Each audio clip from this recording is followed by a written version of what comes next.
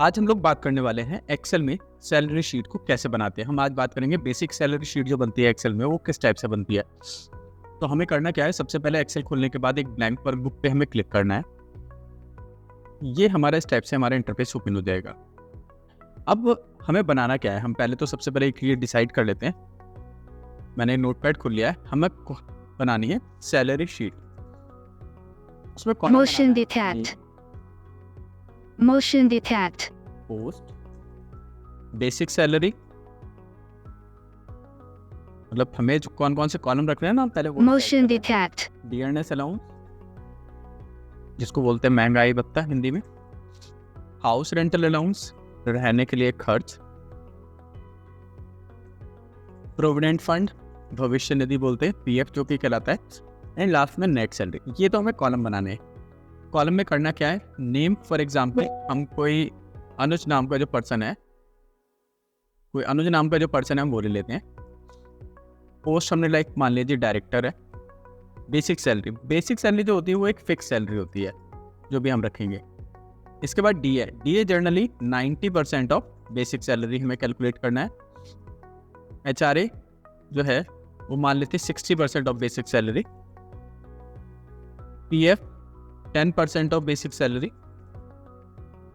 और जो net salary होती है उसमें हम लोग क्या करेंगे, basic plus DA plus HRA minus PF.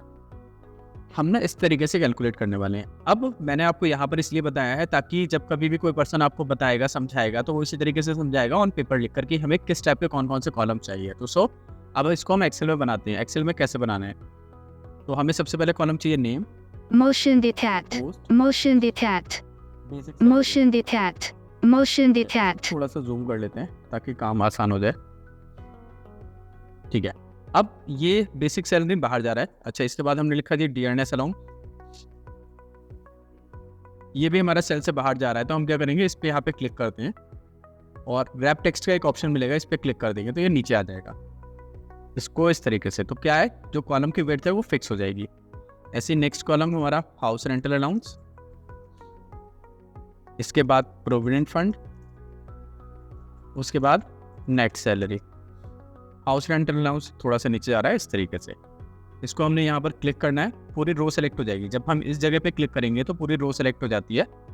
उसके बाद हम क्या करेंगे, यहाँ से अलाइनमेंट सेट कर देंगे। सेंटर अलाइनमेंट इधर से और यहाँ से सेंटर, हॉरिजॉन्टली और वर्टिकली दोनों जगह से सेंटर कर दिया। तो ये इस तरीके से आ गया। अब यहाँ पर हम नाम डालते हैं, अनुज, विकास, सुमित, राकेश, अरविंद, ये हमने कुछ नाम डाल दिए। पोस्ट लिख लेते हैं इनकी, director, manager, accountant, clerk, peon. ठीक है, बेसिक सैलरी डाल देते हैं, लाइक इनकी डाल दीजिए 25,000, इनकी डाल देते हैं 22,000, 15,000, 12,000 और 8,000। ये क्या है, बेसिक सैलरी है। अभी हमने क्या करा था, डीए हमें निकालना है। हमने डिसाइड करा है कि 90% ऑफ बेसिक सैलरी निकालना है। सो हम क्या करेंगे, यहाँ पे 90% ऑफ बेसिक सैलरी, यानी बेसिक सैलरी का हमारा सेल नंबर क्या है, C2 इक्वल लगाया, हमने लिखा C2 multiply 90 divide by 100। Simply basic salary का cell number multiply 90 divide by 100, then enter.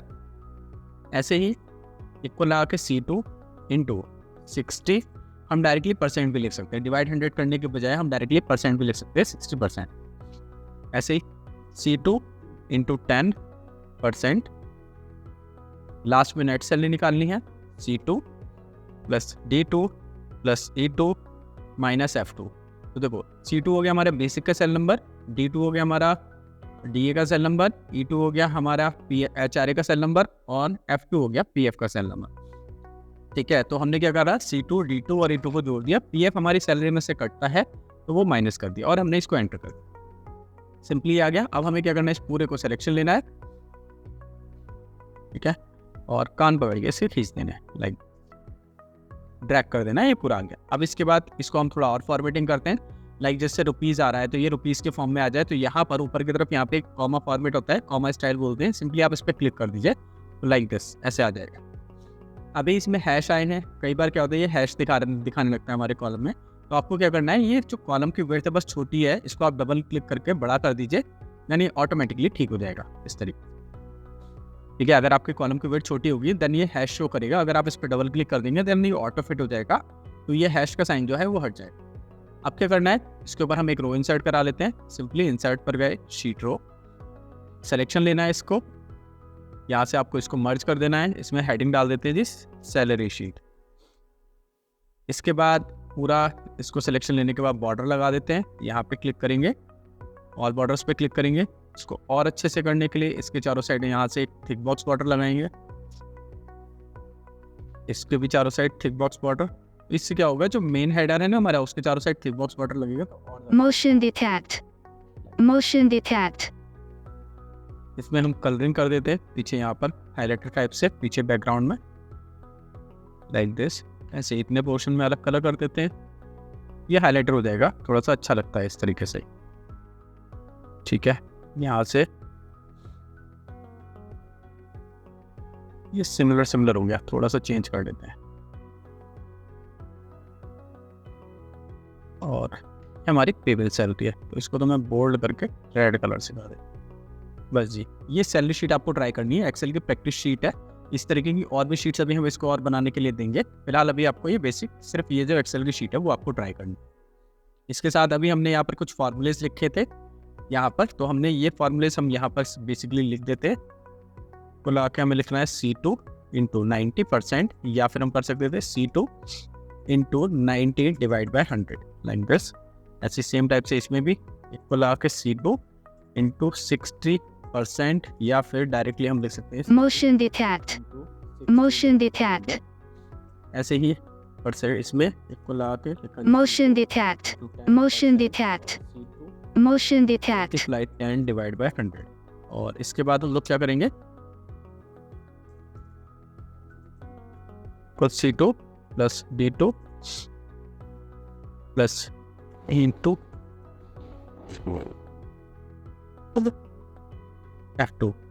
C2 जो रहेगा वो बेसिक का सेल नंबर है, D2 जो है वो DA का, और E2 जो है वो हमारा है HRA का, और F2 जो है वो PF का सेल।